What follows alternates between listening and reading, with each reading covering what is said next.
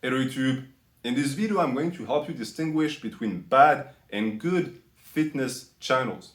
I understand that it's really tough on this platform to decide who to follow, and it can be very confusing, especially for novices.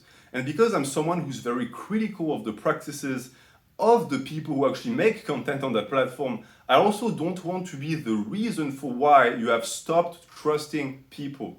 And therefore, I've come up with a list of very simple pointers that you can apply to channels to decide whether or not they are worth following. Because in reality, it's true that YouTube fitness is a sea of garbage, and it's tough to be able to make the difference between trash and treasure.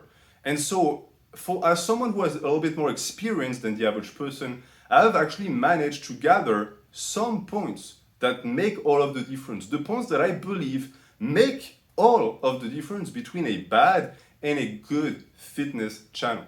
So the first thing before I actually start giving you the pointers is I want to make clear that this is about YouTube and not about TikTok or Instagram, because these two platforms are much worse than YouTube in many aspects, as they are in reality black holes of intelligence. You do not want to take fitness advice from these places. It's only going to get you hooked, or it's going to keep you regressing or stagnating forever, because TikTok is just the equivalent of drinking bleach.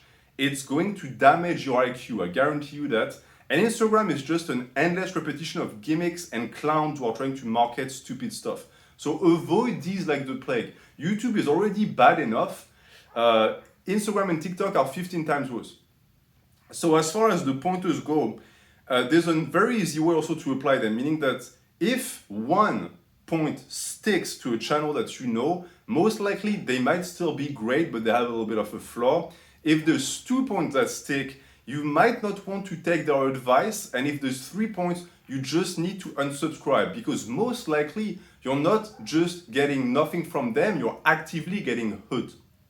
First point is whether they talk about programming or not.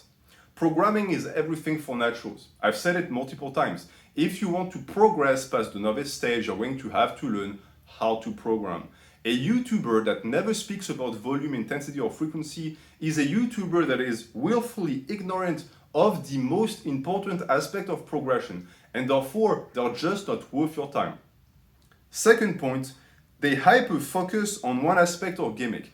If they do that, there's a strong chance that they have also managed to take a small portion of programming and made their entire channel around that. The biggest culprit being exercise selection. Exercise selection is the one gimmick that is the most attractive, because it allows for an endless repetition and rinse and repeat of content, because you can in reality make 15 videos about curl variations that are always going to have new and inspiring titles like, oh, big biceps in 2 days, and stuff like this that is in reality just pure idiocy, but that is extremely attractive to the eyes of a beginner. And therefore, this is also a very bad thing. If a YouTuber that you follow does that, he's just repeating content that is feeding your ADHD.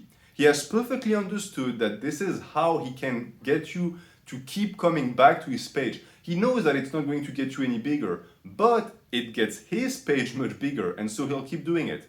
Avoid these like the plague. As you can tell, I don't even have to tell you names. In reality, I just have to give you concepts. I don't have to tell you exactly which channels to avoid. I'm not your dad or your master, but I can give you logical things to follow that are going to help you actually avoid these people.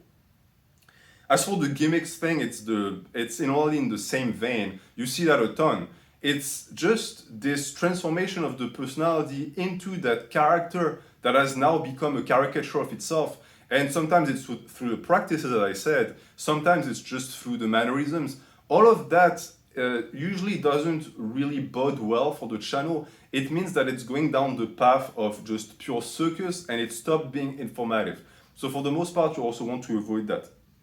Third point is there is a constant use of easy, quick, 2 weeks, 3 weeks, 1 day, all of an assembly of hyperboles in reality that are going to convince you that you can get results extremely quickly if you take their advice. That also is playing on a very sensible and sensitive chord of the human condition because we want results quick.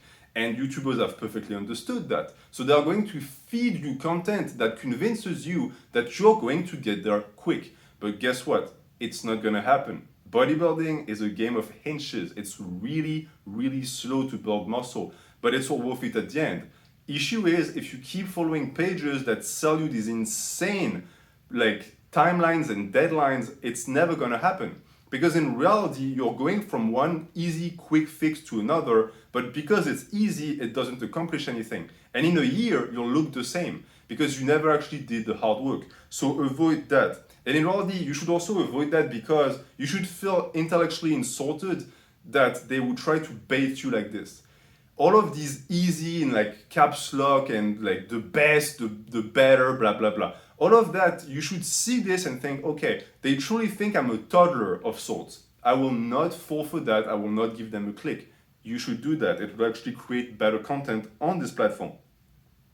Fourth point, then they are enhanced. You saw that one coming. I mean, of course, if the guy takes PEDs, there's a very strong chance that he's completely disconnected with what it means to lift as a natural lifter. And therefore, he has lost sight of the reality of 99% of their subscribers. And so the content and the advice in the videos is not going to match what is actually needed for these individuals. And so it's just completely useless. And at this point, if you can think of people who actually fit those 4 points, you might wonder if it's actually logical for them to have a big audience. The answer is yes, because if you follow certain tactics, you will attract people. The question is, are you actually helping these people progress? That's the actual question. But keep in mind that fitness YouTubers don't care about that. What they care about is clicks and audience and numbers. If you made no progress for 10 years, but you kept clicking on their videos, they would be rejoiced. And actually, if you think about it, they sort of want you to make no progress. Because if you did, you would stop needing them and you would stop to click. I'm not saying that some of them give bad advice on purpose, but at the end of the day, they do give bad advice. And for your own sake, you need to avoid that. So anyone who's not natural, most likely are not going to be of any help. And I know that there are a few exceptions. If you want to stick to them, you can. But 90% of your subscriptions on this platform for fitness should be naturals. If it's more than that and you're not enhanced, you're just kidding yourself. You're not going to make any results or getting any results from what they tell you to do. Fifth point, they obsess over diet. To make and to build a good body, the most important thing is training because that's where the stimulus comes from. Diet is of course also important, but not as much as you would think. And so when you have pages that are entirely focused around diet, this is also a trick that is employed by them because they know for a fact that a lot of people are allergic to training and want to be told that you can build a good body just by eating. Because eating, and I know I'm going to shock some people by just saying this, eating is the easy part of bodybuilding. Lifting is the tough part. Consistency is the tough part. What you put in your face isn't. And if you struggle to eat, most likely it's either because you're A, extremely skinny, or B, extremely fat, and you're on one end of the spectrum or the other. But for the majority of people, it's going to just be a daily thing that you do without even thinking about it. And so when a guy makes all of his content around the topic of food, you can tell and you can know for certain that just following what he tells you to do will not get you the body that you want. It just cannot. And the last and sixth point is they constantly try to sell you stuff. If the majority of the content is focused around hyping something so that they can sell it to you or just straight up telling you to buy it, it's bad. And I shouldn't even have to say that. You're essentially watching an infomercial out of your own volition that has the end goal of making you empty your wallet, and that's it. And of course, there are going to be some marketing tactics attached to that. The guy is going to tell you, oh, it's the next big thing, and it's going to revolutionize your training, you're going to be big, etc. All of that are, of course, lies. What the guy wants is for you to buy his shit. That's it. Even if it did nothing, because most likely he knows it does nothing, he would still try to sell it to you. The end goal is making money, not helping people.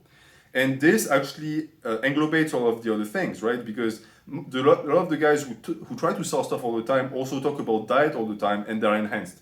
So all of that are just not just red flags, they're black flags. You truly do not want to follow these people, at least if what you want is gains and just muscular development.